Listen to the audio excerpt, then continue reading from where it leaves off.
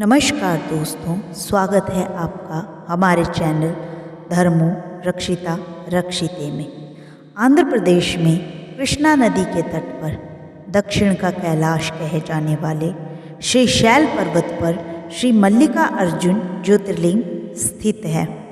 पुराणों में इस ज्योतिर्लिंग की कथा इस प्रकार है। एक समय की बात है, भगवान शंकर जी के दोनों पुत्र श्री गणेश और श्री कार्तिकेय स्वामी विवाह के लिए परस्पर झगड़ने लगे। प्रत्येक का आग्रह था कि पहले मेरा विवाह किया जाए।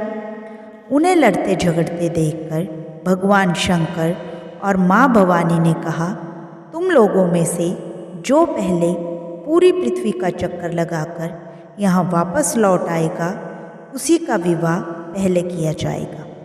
माता पिता की ये बात सुनकर श्री कार्तिकेय स्वामी तो अपने वाहन मयूर पर विराजित हो तुरंत पृथ्वी प्रदक्षिणा के लिए दौड़ पड़े। परंतु गणेश जी के लिए तो ये कार्य बहुत ही मुश्किल था। एक तो उनकी काया स्थूल थी, दूसरे उनका वाहन भी मूषक चूहा था। भला वो दौड़ में स्वामी कार्तिकेय की बराबरी किस प्रकार कर पाते।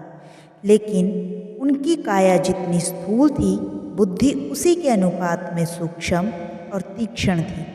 उन्होंने अविलंब पृथ्वी की परिक्रमा का एक सुगम उपाय खोज निकाला।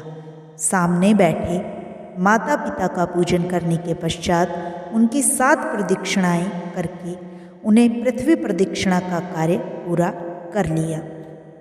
पूरी पृथ्वी का चक्कर लगाकर स्वामी कार्तिकेय जब लौटे, तब गणेश जी का सिद्धि और बुद्धि नामक 2 कन्याओं के साथ विवाह हो चुका था और उन्हें क्षेम तथा लाभ नामक 2 पुत्र भी हो चुके थे।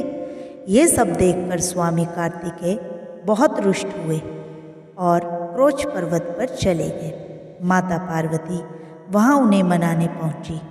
पीछे शंकर भगवान जी भी वहाँ पहुंचकर ज्योतिर्लिंग के रूप में प्रकट हुए और तब से मल्लिका ज्योतिर्लिंग के नाम से प्रख्यात हुए।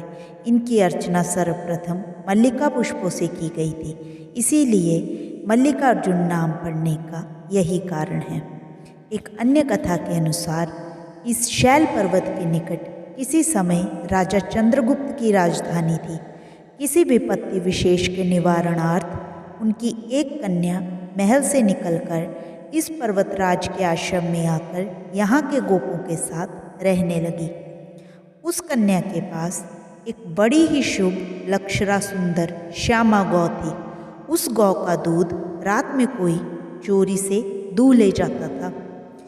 एक दिन संयोगवश उस राजकन्या ने चोर को दूध दूहते देख लिया और क्रुद्ध होकर उस चोर की ओर दौड़ी। परंतु गौ के पास पहुंचकर उसने देखा कि वहाँ शिवलिंग के अतिरिक्त और कुछ नहीं है। राजकुमारी ने कुछ समय पश्चात उस शिवलिंग पर एक विशाल मंदिर का निर्माण कराया। यही शिवलिंग मल्लिकार्जुन के नाम से प्रसिद्ध है। शिवरात्रि के पर्व पर यहाँ बहुत बड़ा मेला लगता है। इस मल्लिकार्जुन शिवलिंग का दर्शन, पूजन और अर्चन करने वाले भक्तों की सभी सात्विक मनोकामनाएं पूर्ण हो जाती हैं। दोस्तों, अगर आपको हमारी ये कहानी पसंद आई हो तो हमारे वीडियो को लाइक करें और हमारे चैनल को ज़रूर सब्सक्राइब करें। राधे राधे।